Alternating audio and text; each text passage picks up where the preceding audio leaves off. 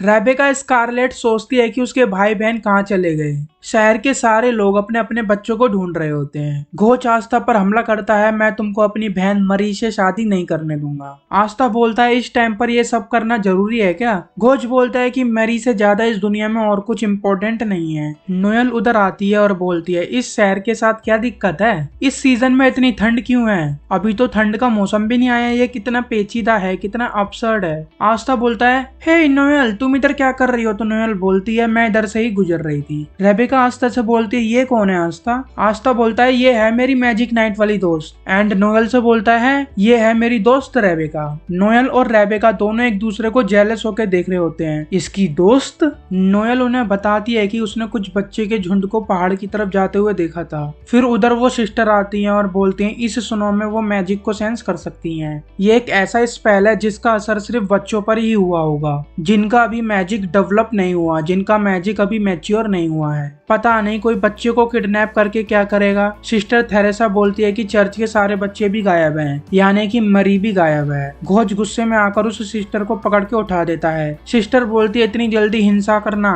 तुम एकदम होपलेस हो। अगर चाहो तो तुम मेरे को मार सकते हो, पर उससे तुम्हारी बहन और बाकी के बच्चे वापस नहीं आ जाएंगे। घोच बोलता है, हाँ ये तो तुमने सही कहा, पर तुमको मारकर मेरे को खुशी तो मिलेगी कम से कम। घोच उस सिस्टर को मारता है, पर आस्था सिस्टर को बचाने के लिए अपना गाल आगे बढ़ा देता है और उसको एक तपली देकर बोलता है, क्यों ना हम एक सेकंड के लिए रुककर गहरी सांस लें और ठंडे दिमाग से कुछ सोचें। हम मैजिक नाइट हैं, हमको बैटलफील्ड पर शांत रहना चाहिए। घोच बोलता है, ठीक है, मैं तुमको बहुत कूल एंड काम तरीके से मारूंगा। फिर घोच सोचता है, मैंने मरी को अपने जादुई शीशा दिया था जिससे मैं उससे कभी भी बात कर सकूं, पर मैं उससे कांटेक्ट नहीं कर पा रहा हूं इस स्नो की वजह से। ये जो जादुई बर्फ पड़ रही है उसकी वजह से। पर वो मरी के पास जो मिरर है उसका मैजिक यानी कि माना को सेंस करके वो उस तक पहुंच सकते हैं। आस्था बोलता है, देखा ना, शांत होकर तुम्हारा भी दिमाग चलने लगा। घोच बोलता है, ठीक है, पर मैं फिर भी तुमको मारूंगा। सिस्टर बोलती है, मैं भी चलूंगी क्योंकि चर्च के बच्चे मेरी रिस्पॉन्सिबिलिटी है। आस्था बोलता है, तुमको ये काम हम पर छोड़ देना चाहिए। तो घोच बोलता है, नहीं, ये ओल्ड एग हमारे काम आ सकती है। सिस्टर बोलती है, मैं भले ही बूढ़ी हूँ पर मैं तुम यंगस्टर को लेसन सिखा सकती हूँ। रेबेका घबराने लगती है, लेकिन आस्था उसे शांत करता है और उसे चिंता ना करने के लिए कहता है। आस्था, घोच और सिस्टर थेरेसा सभी बच्चों की तलाश के लिए निकल पड़ते हैं पहाड़ की तरफ। नोएल बोलते है कि तुम मेरे को अकेला छोड़ के जा रहे हो? तो घोच बोलता है, तुम खुद उड़ नहीं सकती हो तो क्या तुम भी आस्था की तरह लटकना चाहती हो मेरी झाड़ू पर? सिस्टर बोलती है कि हो सकता है इस शहर पर दोबारा कोई हमला हो जाए, तो सबका ध्यान रखने के लिए तुम इधर ही रुक जाओ। आस्था बोलता है, मैजिक नाइट को रिपोर्ट कर देना जितना जल्दी हो सके। तो वो तीनों उन बच्चों को ढूंढने के लिए निकल जाते हैं। नोएल शहर की सुरक्षा के लिए पीछे ही रह जाती है। नीक को विश्वास नहीं हो रहा होता है कि उसने इतने सारे नए दोस्त बना लिए हैं। मैरी जादू से उड़ जाती है और सोचती है कि वे कहाँ हैं। मैरी को होश आ जाता है घोच के जादुई मिरर की वजह से। नेज ने नोटिस किया कि मैरी अब स्पेल में नहीं है, उसका जादू मैरी से हट गया है, टूट गया है, और वो उसे थप्पड़ मारता है मैरी को, जब वह उससे कहती है कि लोगों पर जादू का उपयोग करना गलत है, तुम अपने जादू से उनसे वो सब करवाओगे जो तुम चाहते हो, ये सब तुम्हारे असली दोस्त नहीं होंगे इस तरह से। तो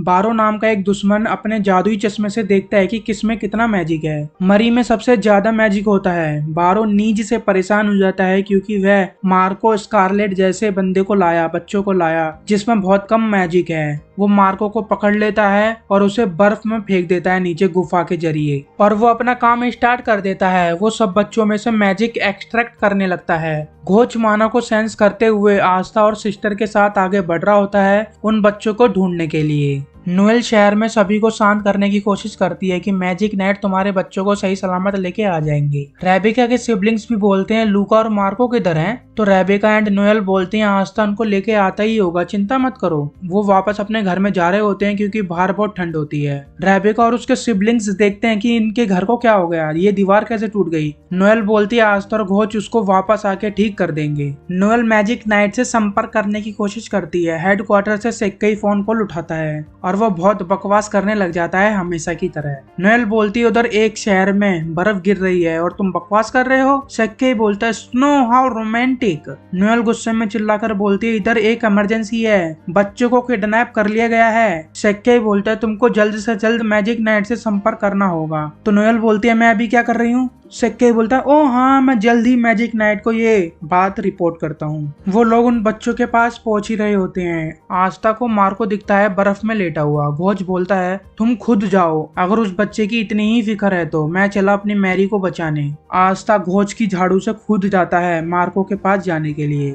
सिस्टर और आस्था मार्को के पास जाते हैं। मार्को के शरीर पर चोट के निशान होते हैं। आस्था अपनी एंटी मैजिक स्वॉर्ड से उस स्नो मैजिक वाले बंदे का मैजिक नलीफाई कर देता है। जैसे ही मार्को उड़ता है उसके पूरे शरीर में दर्द होने लग जाता है। सिस्टर अपने मैजिक से मार्को की चोट हील कर देती है। आस्था का कहना है कि उन्हें दूसरे बच्चों को भी बचाना है और वे ऐसा करते समय मार्को को अकेले ही छोड़ना चाहते हैं ताकि वो उनके बीच में ना आए। मार्को डरे ना, इसलिए आस्था ने उस बच्चे के लिए अपने मैजिक नाइट का रोप दे देता है ताकि उसको डर ना लगे। बाद में ये भी बोलता है कि मेरे को ये रोप वापस चाहिए, इसको सही सलामत रखना है, खरोच ना आ जाए। 12 बच्चों में से मैजिक एक्सट्रैक्ट कर रहा होता है। अगली बारी मैरी की होती है। वो बोलता है, मैं इससे मालामाल होने वाला हूँ। घोच उधर आ जाता है अपनी बहन को बचाने। जैसे ही वो देखता है कि मैरी के फेस पर थोड़ी सी खरोच है, यानी कि मारने के निशान है, घोच उस पर हमला कर देता है। मैजिक नाइट को देखकर बारो नेज को हमला करने को बोलता है। वो स्नो मैजिक से हमला करता है पर वो घोच को हिट नहीं कर पा रहा होता है एक भी बार। घोच मिरर मैजिक मिरर शिफ्ट से बच रहा होता है। बारो के कहने पर नेज एक न्यू स्पेल से अटैक करता है। वो कई सारे स्नो के पुतले बनाकर घोच पर हमला करते हैं। घोच उनसे बचकर उनको एक एक करके खत्म करता है पर वो बहुत सारे होते हैं, इसलिए वो अपने मिरर मैजिक से एक बार में उनको खत्म कर देता है। नेज सोचता है ये मैजिक बहुत पावरफुल है, हम इसको कैसे हराएंगे।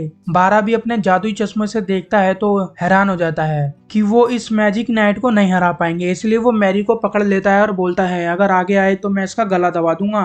नेज अपने बर्फ से पुतले बनाकर घोच पर हमला करता है। फिर उधर सिस्टर और आस्था आ जाते हैं। आस्था उन सारे बर्फ को पुतले को मारकर अपनी स्वॉर्ड फेंकता है बारा की ओर मैरी को बचाने के लिए। मैरी घोच की तरफ आ रही होती है पर वो एक्चुअली आस्था के पास जाती है, जिसे देख घोच चूर चूर हो जाता है। फिर वो आस्था की ओर अटैक करके बोलने लगता है, तुम इतनी डेंजरस चीज मैरी के पास क्यों फेंक सकते हो? क्या होता अगर उसको लग जाती? आस्था बोलता है, मैं उसको बचा रहा था, और अगर क्या होता जो तुम मेरे पर हमला कर रहे हो वो मैरी को लग जाता तो? घोच बोलता है, मेरा अटैक कभी मैरी को नहीं लगेगा। घोच अपने अटैक से आस्था को मारने वाला होता है कि मैरी बीच में आ जाती है। सिस्टर देखती है कि उन सारे बच्चों में से मैजिक निकाल लिया गया है, इसलिए वो कभी भी अपनी लाइफ में दोबारा मैजिक यूज नहीं कर पाएंगे। आस्था बोलता है कि वो उन लोगों को कभी माफ नहीं करेगा जिसने इन बच्चों के साथ ऐसा किया हो। नेज और बारा दोनों डरे होते हैं और सोचते हैं अब क्या करें। बारा सोचता है कि एक मैजिक नाइट हमसे नहीं संभल रहा था, अब उसके दोस्त भी आ गए। बारा अपने जादुई चश्मे से देखता है कि आस्था के पास तो मैजिक ही नहीं है और वो आस्था का मजाक बनाने लगता है। वो नेजी से बोलता है कि तुम घोच को संभालो, मैं आस्था को देख लेता हूँ, जो करना पड़ो मैं करूंगा उसको हराने के लिए, तुम टेंशन मत लो, घोच को मारो। आस्था अपनी स्वॉर्ड से उस आदमी को दीवार की ओर फेंक देता है, एक ही अटैक में नॉकआउट। तो आज के लिए बस इतना ही। एपिसोड अच्छा लगा तो वीडियो को लाइक करना और साथ ही साथ कमेंट करना कि आपको इस एपिसोड में क्या स्पेशल लगा। जल्दी नेक्स्ट एपिसोड आएगा। जय हिंद।